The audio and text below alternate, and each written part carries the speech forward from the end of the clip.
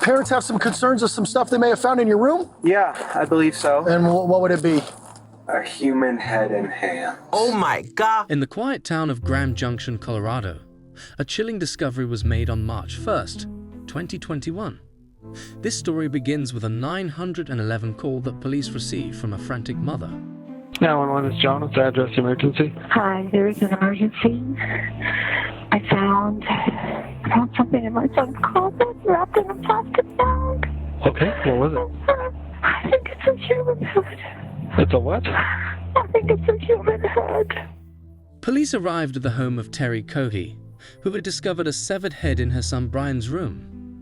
Brian Cohee Jr., a 19-year-old with a fascination for the morbid, soon became the focus of a murder investigation. Parents have some concerns of some stuff they may have found in your room? Yeah, I believe so. And what would it be? A human head and hands. Brian's confession revealed a twisted fascination with murder, influenced by infamous serial killers like Ted Bundy and Jeffrey Dahmer. His methodical planning and chilling lack of remorse left investigators stunned. Fellow who went missing recently. Which fellow was that? Warren Brown. Warren Brown? When did he go missing? The night of the 27th. Okay, and how did you end up with him? I murdered him. With what? A knife.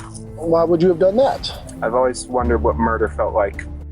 On the night of February 27, 2021, Brian cruised around town until he found his victim, a homeless man named Warren Barnes. He brutally murdered Warren and dismembered his body, taking the head and hands back to his home.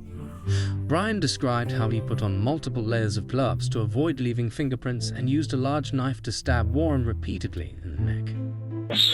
Because plastic gloves can betray their users because they're so thin, the vinyl gloves, by putting your fingerprints through. So I put on 3 on one hand.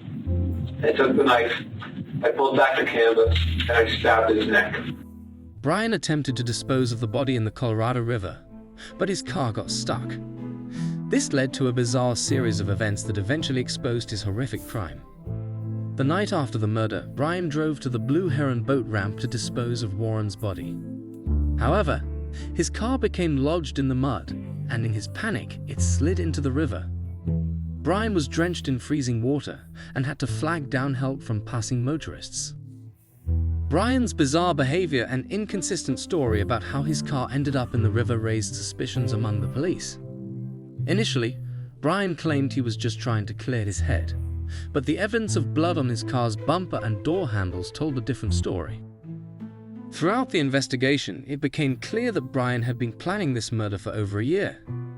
His internet search history included terms like how to dispose of a body and how to get away with murder. In addition, he had assembled a murder kit which included hammers, shovels, knives, large zip ties, and duct tape. Brian Cohee Jr. was charged with first-degree murder under Colorado Revised Statutes, CRS 18-3102, which defines first-degree murder as the intentional killing of another person with deliberation and intent.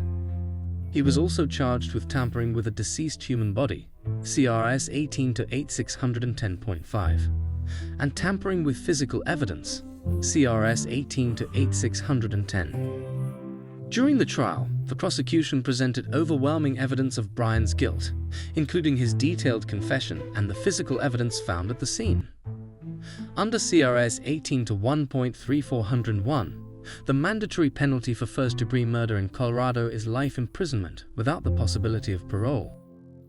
Brian's background revealed a history of troubling behavior. Diagnosed with ADHD and autism, he struggled socially and was known for his dark sense of humor. In high school, Brian's fascination with violence was evident. He read books about serial killers and even dressed as Jeffrey Dahmer for Halloween. Teachers and classmates noted his disturbing jokes and behavior. Brian often resorted to social media as an outlet to share his dark thoughts. His comments on Reddit were often on posts depicting mutilations and injuries. In one post he wrote, "I'm a 17-year-old nobody who is failing his classes." Despite seeing counselors and taking medication, his disturbing thoughts persisted. This story serves as a grim reminder of the dangers of unchecked mental health issues and the dark paths they can lead to if left unaddressed. A permanent metal art memorial now stands in downtown Grand Junction, honoring the life of Warren Barnes, a man whose tragic end reminds us all of the importance of compassion and vigilance. Thank you for watching. Please like, comment, and subscribe for more true crime stories. And remember, if you or someone you know is struggling with mental health issues, seek help immediately.